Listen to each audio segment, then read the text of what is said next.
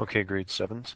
I want to discuss today just the study guide in preparation for the major quiz on Friday, November 7th.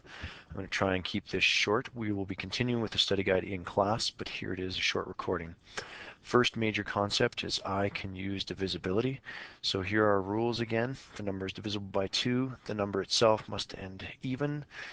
You can read through the rules as we go through here, but when you add the digits for the number, you can add them up and divide by 3. In the case of 4, the last two digits must be divided by 4. 5 is an easy one. If it ends in 5 or 0, it's divisible by 5. 6, if the number is divisible by 2 and 3, then it is divisible. It's probably the most complicated rule to try and remember. 8, if the last three digits are divisible by 8, then it's divisible. Sorry, by 4, actually this should read. I should change that there just a second. That should actually read 4 right now. Number 9, when you add the digits of the number, then can that be divided by 9? And lastly, the easiest one, probably the bunch, if the number ends in 0. Again, that is I can use divisibility. The questions that you'll see on the major quiz on Friday, I will give you like a lottery winning large number, and I will ask you whether or not a certain amount of people can actually split that money evenly amongst themselves, and you must be able to determine that without using a calculator. That's the proper way to use divisibility. Next slide. I can solve operations with decimals. That was the major concept here.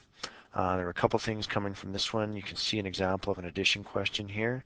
I'll do a subtraction one real quick for you. 8 take away 4 is 4. 4 take away 2 is 2, and bring down the 1. The decimal goes here. The key for addition and for subtraction is that the decimals must line up. So key equals decimal must line up. Multiplication down here, you can see an example of a question that I've already done, carried this one through. Notice the decimals do not line up in this case. It is not a factor for multiplication.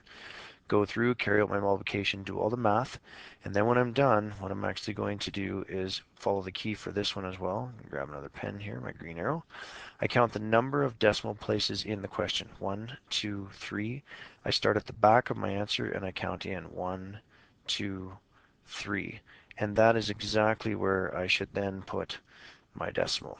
So it'll be 8.242 in this particular case. Division over here, we never want a decimal in the divisor, sorry. So we're going to kick that back one, but when we do that, it's going to result in kicking that back, and we're going to take it straight up in the question to there. So now it's actually 43 into this number here. 43 does not go into 0. 43 does not go into 8. 43 does go into 86, and it would go twice. 2 times 43 is 86. Sorry for the mistake there. And then we'd subtract it, you'd end up with 0. As a result, the answer is 0.2. The key for this one, for multiplication, I won't write it down. You count the decimal places in the question. That's how many decimal places you provide in the answer, starting from the right-hand side. For division, the key is to make sure there's no decimal in the divisor. If you kick it over one spot, you must then kick over the decimal one spot in the dividend as well. If it's more than one spot, you do the exact same amount over here. That's it for I can solve with operations with decimals. You probably see some word problem questions that involve these numbers, and you are expected in grade 7 to do this without a calculator. Slide 3 is our latest concept. I can use percents, 1 to 100%, to solve problems. We are probably not at the place where we're on part C down here. You may be able to see behind this little floating window. Part C, using the word problems with percent, we haven't done much of this. You may only see one question on the test with this. We will be dealing with part A and part B here in blue. They'll be the most important. Calculating percents, which is on the next slide I'll talk about, and percent of a number. Let's go ahead to the next slide and I'll talk about calculating percents. This is the chart that you have seen before. What you're looking at now is an example of 1/5 as a fraction.